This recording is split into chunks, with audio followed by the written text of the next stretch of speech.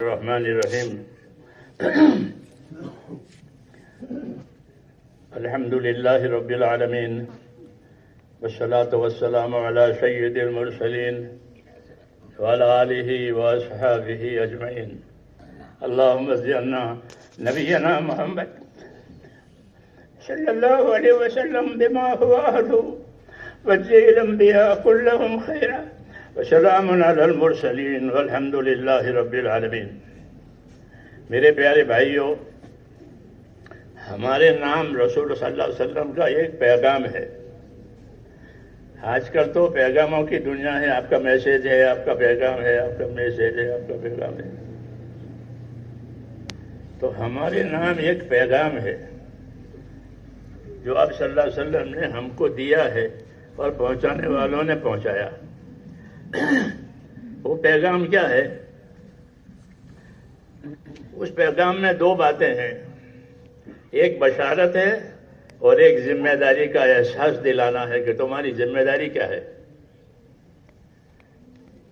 یہی دو باتیں نبیوں کی دعوت میں ہوتی ہے کہ وہ بشارتیں سناتے ہیں، اللہ کے انعامات بتاتے ہیں، اللہ کا اکرام بتاتے ہیں، اور کرنا کیا ہے وہ بھی بتاتے ہیں۔ خالی انعام اکرام لے کر مزدوروں کی طرح الگ ہو جانا ایسا نہیں ہے۔ تو ہمارے نام یہ پیغام ہے۔ فرمایا ان الدنیا خلقت لکم، کہ دنیا کو اللہ نے تمہارے لیے پیدا کیا ہے۔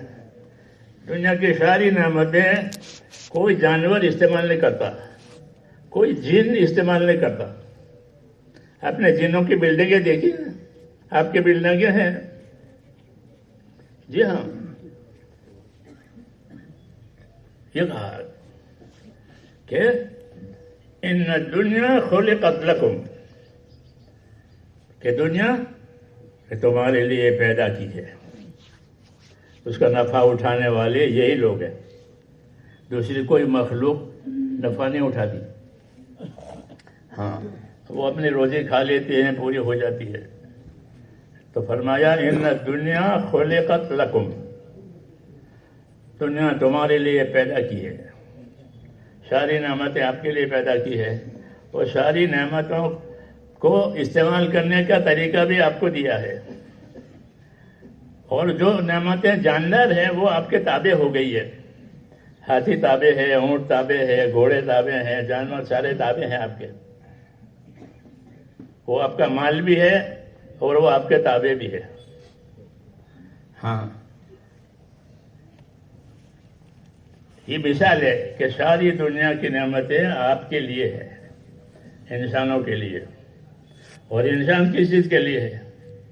کہ ان الدنیا خلقت لکم وانکم خلقتم للآخرہ، اور تم کو آخرت کے لیے پیدا کیا ہے، یہاں کے لیے نہیں۔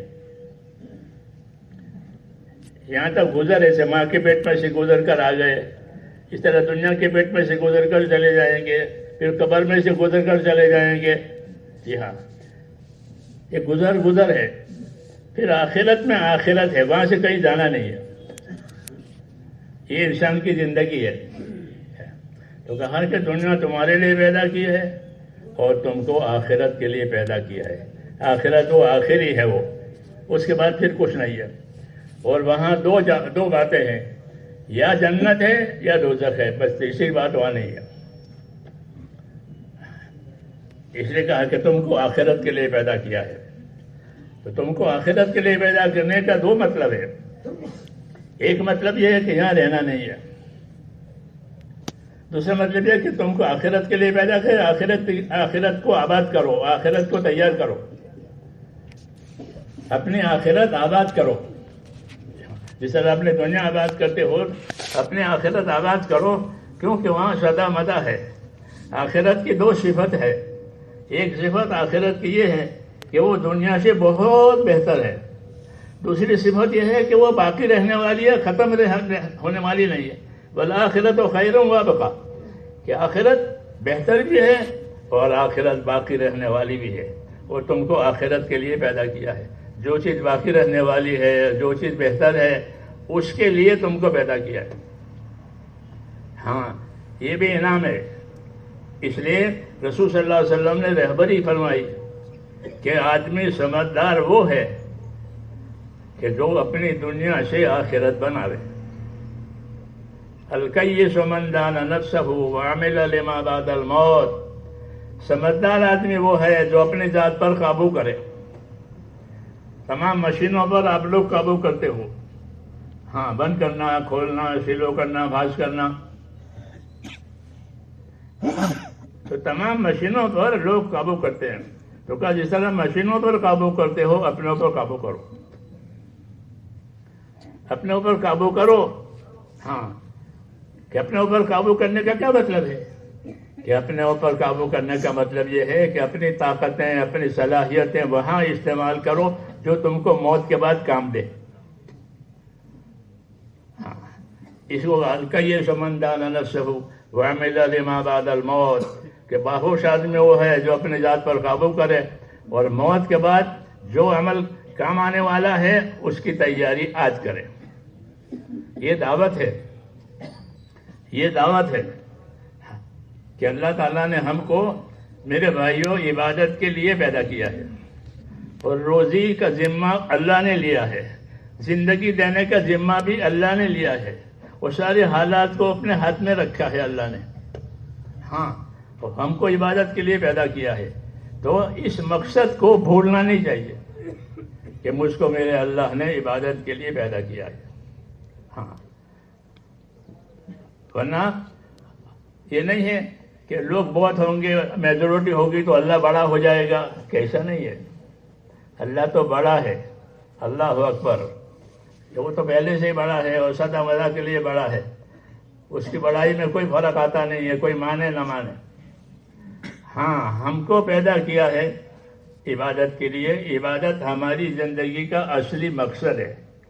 زندگی دو چیزوں میں بٹی ہوئی ہے، ایک ضرورت زندگی، ایک مقصد زندگی.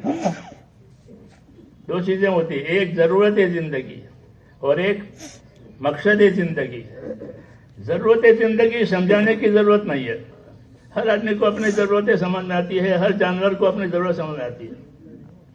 جی ہاں، ضرورت ہے تو وہ اندر محسوس ہوتی ہے اس کو.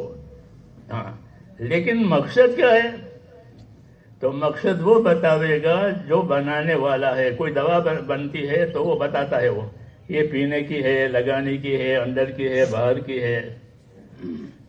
ہاں، تو بنانے والا اصلی چیز بتاتا ہے.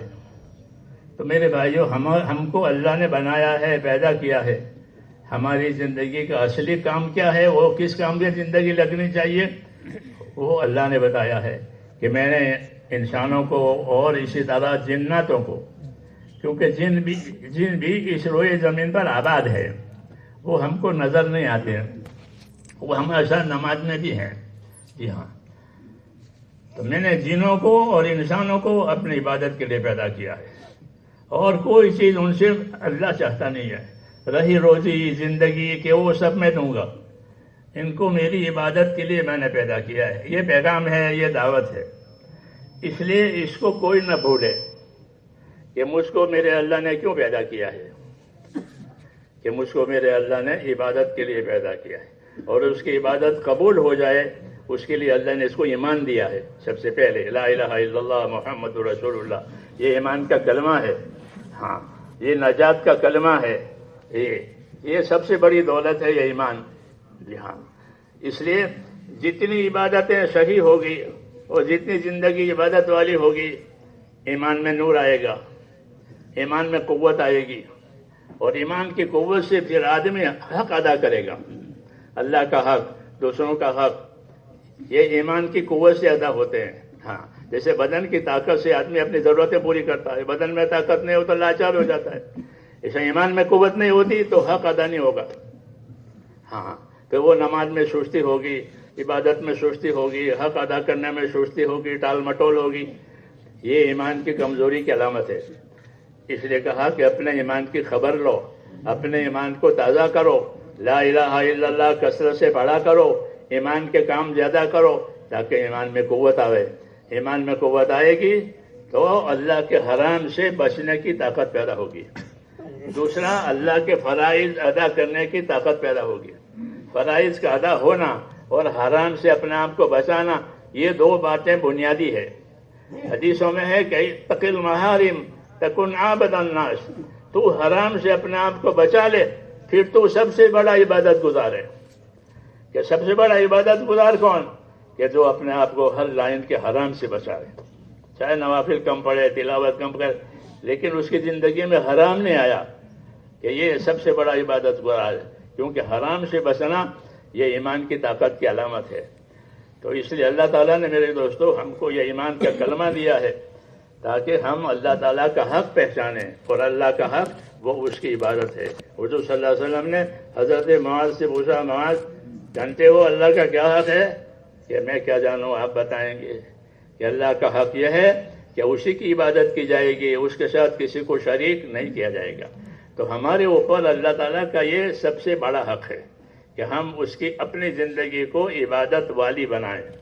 ہاں، عبادت صرف نماز پڑھنے کا نام نہیں، بلکہ نماز بھی عبادت ہے، دوسرے ارکان ہے، روزہ، زکوٰۃ، حج، ذکر، تلاوت، یہ سب تو عبادت کے بہت سے کام ہیں۔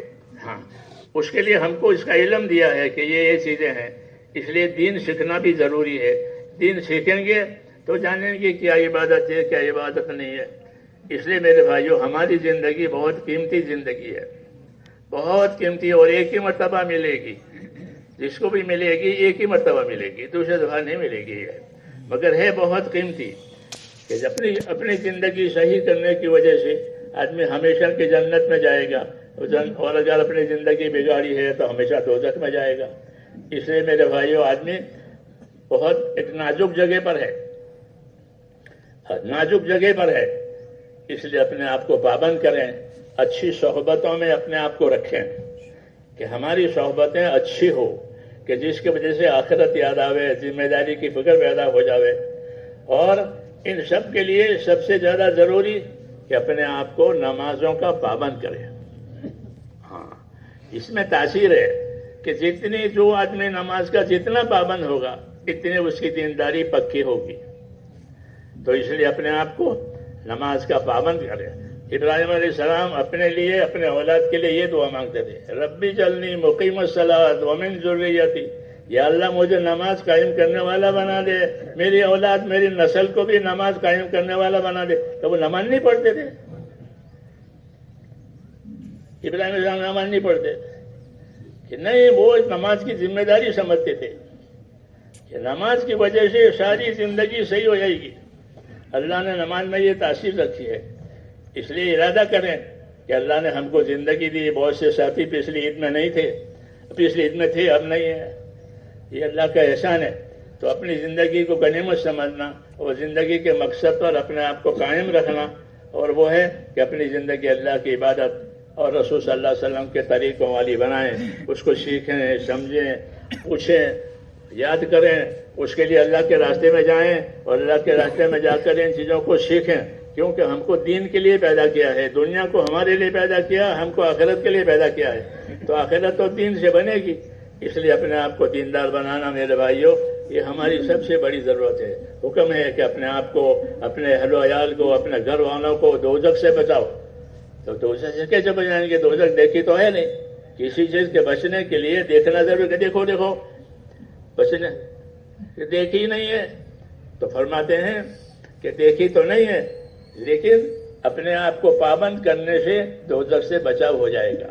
وقایا کہ اپنے آپ کو پابند کرو، جب اپنے آپ پابند کرو گے تو بھلے دوزخ دیکھی نہیں ہے لیکن دوزخ سے بچاؤ ہو جائے گا۔ اس لیے اللہ کی یہ دعوت ہے کہ اپنے آپ کو اللہ کے حکموں کا، نبی کے طریقوں کا اپنے آپ کو پابند کریں۔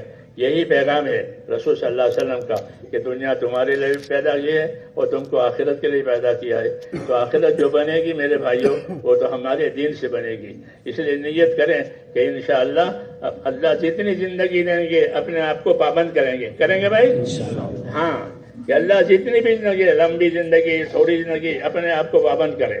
ہاں، اپنی نیت کے ساتھ کہ اللہ کی نافرمانی کرنی نہیں ہے اور اللہ کا کوئی فرض چھوٹنا نہ پائے۔